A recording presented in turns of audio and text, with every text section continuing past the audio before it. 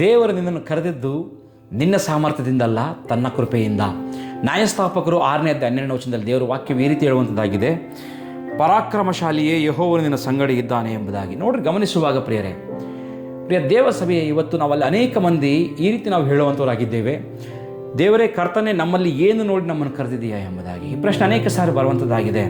ಆದರೆ ನಾವು ಅಂದ್ಕೊಳ್ತೇವೆ, ನಾನು ಶಕ್ತಿಶಾಲಿ ಅಲ್ಲ, ನಾನು ಪ್ರತಿಭಾವಂತನಲ್ಲ, ನಾನು ಶ್ರೀಮಂತ ಕುಟುಂಬದಿಂದ ಬಂದವನೂ ಅಲ್ಲ, ನನ್ನಲ್ಲಿ ಯಾವ ಅರ್ಹತೆಗಳು ಇಲ್ಲ, ನನ್ನಲ್ಲಿ ದೊಡ್ಡ ಅರ್ಹತೆಗಳು ಏನೂ ಇಲ್ಲ ಎಂಬುದಾಗಿ. ಆದರೆ ದೇವರು ಹೇಳ್ತಾ ಇದ್ದಾನೆ, ನಾನು ನಿನ್ನನ್ನು ಕರೆದಿದ್ದು ನೀನು ಯಾರು ಎಂಬುದರಿಂದಲ್ಲ, ನನ್ನ ಕೃಪೆಯಲ್ಲಿ ನೀನು ಏನಾಗಿದೆ ಎಂಬುದರಿಂದ. ನಾವು ಗಮನಿಸುವಾಗ ಪ್ರಿಯರೇ, ಮನುಷ್ಯನು ಇಂದಿನ ಸ್ಥಿತಿಯನ್ನು ನೋಡುವಂಥವರಾಗಿದ್ದಾರೆ, ಆದರೆ ದೇವರು ನಮ್ಮ ನಾಳೆಯನ್ನು ಆತನು ನೋಡುವಂಥವನಾಗಿದ್ದಾನೆ. ಮೊದಲನೇ ವಿಷಯ ನಾವು ಗಮನಿಸುವಾಗ, ದೇವರು ನಮ್ಮ ಸ್ಥಿತಿಯನ್ನು ನೋಡುವುದಿಲ್ಲ, ನಮ್ಮ ಕರೆಯನ್ನು ಆತನು ನೋಡುವಂಥವನಾಗಿದ್ದಾನೆ. ನೋಡ್ರಿ, ಇಸ್ರಾಯೇಲರು ಮಿದ್ಯಾನ್ಯರ ಒಂದು ದೌರ್ಜನ್ಯದಲ್ಲಿ, ದಬ್ಬಾಳಿಕೆಯಲ್ಲಿ ಅವರು ಜೀವನ ಮಾಡ್ತಿರುವಂಥ ವ್ಯಕ್ತಿಗಳಾಗಿದ್ದರಲ್ಲಿ, ಗಿದ್ಯೋನನು ಗೋಧಿಯನ್ನು ದ್ರಾಕ್ಷಾ ತೋಟದಲ್ಲಿ ಅಲ್ಲಿ ಬರೆದುಕೊಳ್ತಾ ಇದ್ದಾನೆ. ಇದರ ಅರ್ಥ ಏನು? ಅವನು ಅದೊಂದು ಧೈರ್ಯದ ಸ್ಥಳ ಅಂದರೆ ಅಲ್ಲಿ ಭಯ ಪಟ್ಕೊಂಡಿದ್ದಾನೆ, ಭಯದಲ್ಲಿ ಆ ಕೆಲಸವನ್ನು ಮಾಡ್ತಾ ಇದ್ದಾನೆ, ಭಯದ ಸ್ಥಳದಲ್ಲಿ ಆ ವ್ಯಕ್ತಿ ಇದ್ದಾನೆ. ಅವನು ಯೋಧನಂತ ಅಲ್ಲಿ ಕಾಣ್ತಾ ಇಲ್ಲ, ಸೋತ ಮನುಷ್ಯನಂತೆ ಅಲ್ಲಿ ಕಾಣ್ತಾ ಇದ್ದಾನೆ ಪ್ರೇರೆ. ಆದರೆ ದೇವದೂತನು ಬಂದು ಹೇಳ್ತಿರುವಂಥ ಮಾತೇನು? ಪರಾಕ್ರಮಶಾಲಿಯ ವೀರನೇ ಎಂಬುದಾಗಿ. ನೋಡ್ರಿ, ಗಮನಿಸಿ, ಗಿದ್ಯೋನನು ತನ್ನನ್ನು ತಾನು ಹೇಗೆ ನೋಡಿಕೊಂಡನೋ ದೇವರು ಹಾಗೆ ನೋಡಿರಲಿಲ್ಲರಿ. ಯಾಕಂದರೆ ಮೊದಲನೇ ಸಾಮ್ಯಲ ಪುಸ್ತಕ 16:7 ದೇವರು ವಾಕ್ಯವು ಹೇಳುವಂಥದ್ದಾಗಿದೆ, ಮನುಷ್ಯರು ಹೊರಗಿನ ರೂಪವನ್ನು ನೋಡ್ತಾರೆ, ಆದರೆ ದೇವರು ಹೃದಯವನ್ನು ನೋಡುವಂಥವನಾಗಿದ್ದಾನೆ ಪ್ರಿಯರೇ. ದೇವರ ಕರೆ ನಮ್ಮ ಬಲವನ್ನು ಆಧರಿಸಲ್ಲ, ಆದರೆ ಆತನ ಕೃಪೆಯನ್ನು ಆಧರಿಸಿದೆ ಎಂಬುದಾಗಿ ಆ ಸತ್ಯವನ್ನು ನಾವು ಗ್ರಹಿಸ್ಕೋಬೇಕಾಗಿದೆ. ಎರಡನೇ ವಿಷಯ ನೋಡುವಾಗ, ದೇವರು ಕರೆಯುವ ಮೊದಲು ನಮ್ಮ ಗುರುತನ್ನು ಆತನು ಬದಲಾಯಿಸುವಂಥವನಾಗಿದ್ದಾನೆ. ನೋಡ್ರಿ, ಗಿದ್ಯೋನನು ಹೇಳ್ತಾ ಇದ್ದಾನೆ ಇಲ್ಲಿ, ಅದೇ 6ನೇ ಅಧ್ಯಾಯ 15ನೇ ವಚನದಲ್ಲಿ ಆತನು ಹೇಳುವಂಥ ಮಾತೇನೆಂಬುದಾಗಿ ನೋಡುವಾಗ, ಮನುಷ್ಯ ಕುಲದಲ್ಲಿ ನನ್ನ ಮನೆ ಕನಿಷ್ಠದು, ಅತಿ ಚಿಕ್ಕದು, ನನ್ನ ತಂದೆಯ ಮನೆಯಲ್ಲಿ ನಾನು ಅತೀ ಕಿರಿಯನೆಂಬುದಾಗಿ ಆತನು ಹೇಳ್ಕೊಳ್ತಾ ಇದ್ದಾನೆ. ನೋಡ್ರಿ, ಅವನ ದೊಡ್ಡ ಶತ್ರು ಮಿದ್ಯಾನರಲ್ಲ, ಇಲ್ಲಿ ಏನು ಆತನ ಶತ್ರು ಎಂಬುದಾಗಿ ನೋಡುವಾಗ ಅವನ ಮನಸ್ಸಿನಲ್ಲಿರುವಂಥ ಭಯ ಮತ್ತು ಕೀಳರಿಮೆ ಎಂಬುದಾಗಿ ನಾವು ಗಮನಿಸಬಹುದು ಪ್ರಿಯರೇ. ಇಂದು ಅನೇಕರು ನಾವು ಗಮನಿಸುವಾಗ ಇದೇ ರೀತಿಯಲ್ಲಿ ಹೇಳುವಂಥವರಾಗಿದ್ದಾರೆ, ನನ್ನಿಂದ ಆಗುವುದಿಲ್ಲ, ನಾನು ಯೋಗ್ಯನಲ್ಲ, ನಾನು ದೇವರ ಸೇವೆಗೆ ಸಾಲುವುದಿಲ್ಲ. ಆದರೆ ದೇವರು ಹೇಳ್ತಿರುವಂಥ ಮಾತೇನೆಂಬುದಾಗಿ ನೋಡುವಾಗ, ನೀನು ನಿನ್ನ ಬಗ್ಗೆ ಹೇಳುವುದು ಸತ್ಯವಲ್ಲ, ನಾನು ನಿನ್ನ ಬಗ್ಗೆ ಹೇಳುವುದೇ ಸತ್ಯ ಎಂಬುದಾಗಿ. ನೋಡ್ರಿ, ಮೂರನೇ ವಿಷಯ ನೋಡುವಾಗ, ದೇವರು ಬಳಸುವ ಮೊದಲು ಒಳಗಿನ ವಿಗ್ರಹಗಳನ್ನು ಆತನು ಕೆಡವಿ ಹಾಕುವಂಥವನಾಗಿದ್ದಾನೆ. ದೇವರು ಗಿದ್ಯೋನನಿಗೆ ಮೊದಲೇ ಆತನ ಯುದ್ಧಕ್ಕೆ ಹೋಗಿ ಎಂಬುದಾಗಿ ಹೇಳಲಿಲ್ಲ. ಮೊದಲು ಹೇಳಿದ್ದು, ನಿನ್ನ ತಂದೆಯ ಮನೆಯಲ್ಲಿ ಇರುವ ಬಾಳನ ವಿಗ್ರಹವನ್ನು ಕೆಡವಿ ಹಾಕು ಎಂಬುದಾಗಿ. ಯಾಕೆ? ನೋಡ್ರಿ, ಹೊರಗಿನ ಶತ್ರುವನ್ನು ಜಯಿಸುವ ಮೊದಲು ಒಳಗಿನ ವಿಗ್ರಹವನ್ನು ಕೆಡವಬೇಕಾಗಿದೆ.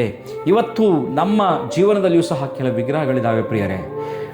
ನಾವು ಕೆಲವು ಸಾರಿ ನಮ್ಮ ಮಕ್ಕಳೇ ಒಂದು ವಿಗ್ರಹಗಳಾಗಿ ಪರಿಣಮಿಸ್ತಾರೆ, ನಮಗಿರುವಂಥ ಆಸ್ತಿಪಾಸ್ತಿಗಳೇ ವಿಗ್ರಹವಾಗಿ ಪರಿಣಮಿಸ್ತವೆ, ನಮಗಿರುವಂಥ ಗೌರವವನ್ನು ಧನ ಸಂಪತ್ತೇ ನಮಗೆ ವಿಗ್ರಹವಾಗಿ ಕಾಣ್ತವೆ. ಮನುಷ್ಯರ ಭಯ, ಅಹಂಕಾರ, ಕೀಳರಿಮೆ, ಲೋಕದ ಮೆಚ್ಚುಗೆಯ ಆಸೆ, ಇವುಗಳನ್ನು ಕೆಡವದೆ ದೇವರ ಮಹಿಮೆಗೆ ಪೂರ್ಣವಾಗಿ ಖಂಡಿತವಾಗಿ ಅಲ್ಲಿ ಪ್ರಕಟವಾಗುವುದಿಲ್ಲ ಪ್ರಿಯರೇ. ದೇವರು ಪರಿಶುದ್ಧತೆ ಇಲ್ಲದ ಅಭಿಷೇಕವನ್ನು ಆತನು ಕೊಡುವುದಿಲ್ಲ. ನಾಲ್ಕನೇ ವಿಷಯ ನಾವು ಗಮನಿಸುವಾಗ, ದೇವರು ಬಲಹೀನರನ್ನು ಆರಿಸುತ್ತಾನೆ ತನ್ನ ಮಹಿಮೆಗೆ. ನೋಡ್ರಿ, ಇಲ್ಲಿ 32,000 ಸೈನಿಕರಿದ್ದರು, ಹೌದ್ರಾ? ದೇವರು ಹೇಳ್ತಾ ಇದ್ದಾನೆ ಅದು ತುಂಬ ಜಾಸ್ತಿ, ತುಂಬ ಹೆಚ್ಚು ಎಂಬುದಾಗಿ ಹೇಳ್ತಾ ಇದ್ದಾನೆ. ಆದರೆ ಮತ್ತೆ ಹೇಳಿದನು 10,000 ಉಳಿಸಿದರು. 10,000 ಉಳಿದ ಮೇಲೆ ಮತ್ತೆ ಜಾಸ್ತಿ, ಇನ್ನೂ ಹೆಚ್ಚು ಎಂಬುದಾಗಿ ಹೇಳ್ತಿದ್ದಾನೆ. ಕೊನೆಗೆ ಉಳಿದಿದ್ದೆಷ್ಟು? 300 ಜನ ಮಾತ್ರ ಪ್ರೇರೆ. ಯಾಕೆ? ನಾವು ಗಮನಿಸುವಾಗ ನ್ಯಾಯಾಧಿಪತಿಗಳ ಪುಸ್ತಕ 7ನೇ ಅಧ್ಯಾಯ 2ನೇ ವಚನದಲ್ಲಿ, ಇಸ್ರಾಯೇಲರು ನಮ್ಮ ಬಲದಿಂದಲೇ ಜಯವಾಯಿತು ಎಂಬುದಾಗಿ ಹೇಳಬಾರದೆಂಬುದಾಗಿ. ದೇವರಿಗೆ ದೊಡ್ಡ ಗುಂಪು ಬೇಕಾಗಿಲ್ಲರಿ, ಇವತ್ತು ದೊಡ್ಡ ಸೈನ್ಯ ಬೇಕಾಗಿಲ್ಲ ಆತನಿಗೆ. ನಾವು ಗಮನಿಸುವಾಗ ಪ್ರೇರೆ, ಪೂರ್ಣವಾಗಿ ತನ್ನ ಮೇಲೆ ಭರವಸೆ ಇಡುವಂಥ ಹೃದಯ ಬೇಕಾಗಿದೆ ಆತನಿಗೆ. ತನ್ನ ಮೇಲೆ ಭರವಸೆ ಇಡುವಂಥ ಹೃದಯ ಬೇಕಾಗಿದೆ. ನಮ್ಮ ಶಕ್ತಿ ಕಡಿಮೆ ಆದಾಗ ದೇವರ ಶಕ್ತಿ ಸ್ಪಷ್ಟವಾಗಿ ನಮ್ಮ ಜೀವನದಲ್ಲಿ ಅದು ಕಾಣುವಂಥದ್ದಾಗಿದೆ ಪ್ರೇರೆ.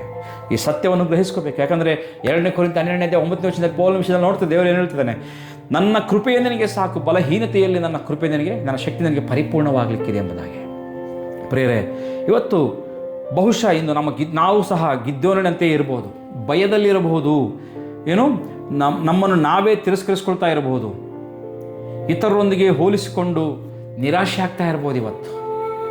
ಆದರೆ ಕೇಳಿ, ಇವತ್ತು ದೇವರು ನಮ್ಮ ವೈಫಲ್ಯವನ್ನು ನೋಡ್ತಾ ಇಲ್ಲ, ನಮ್ಮ ಕರೆಯನ್ನು ನೋಡ್ತಾ ಇದ್ದಾನೆ. ಸೈತಾನನು ನಿನ್ನ ಭೂತಕಾಲವನ್ನು ನೋಡಿದರೆ ದೇವರು ನಮ್ಮ ಭವಿಷ್ಯತ್ತನ್ನು ಘೋಷಿಸುವಂಥವನಾಗಿದ್ದಾನೆ ಪ್ರಿಯರೇ. ಸೈತಾನನು ಹೇಳ್ತಾನೆ ನಿನ್ನಿಂದ ಸಾಧ್ಯವಿಲ್ಲ, ಆದರೆ ದೇವರು ಹೇಳ್ತಾ ಇದ್ದಾನೆ ನಾನು ನಿನ್ನೊಂದಿಗಿದ್ದೇನೆ ಎಂಬುದಾಗಿ. ಪ್ರಿಯರೇ, ಗಿದ್ಯೋನನು ಮೊದಲು ಬದಲಾದದ್ದು ಅವನ ಪರಿಸ್ಥಿತಿ ಅಲ್ಲ, ಆದರೆ ಅವನ ಗುರುತು ಬದಲಾಗಿದೆ.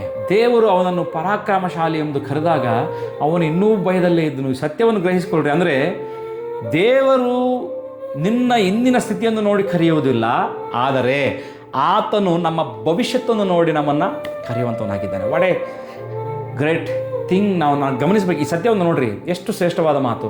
ನಮ್ಮ ಹಿಂದಿನ ಸ್ಥಿತಿ ನೋಡಿ ಕರೆಯುವಂಥವನಲ್ಲ, ನಾಳೆ ನಾವು ಏನಾಗಲಿಕ್ಕಿದ್ದೇವೆ ಅದನ್ನು ನೋಡಿ ನಮಗೆ ಕರೆಯುವಂಥ ದೇವರಾಗಿದ್ದಾನೆ.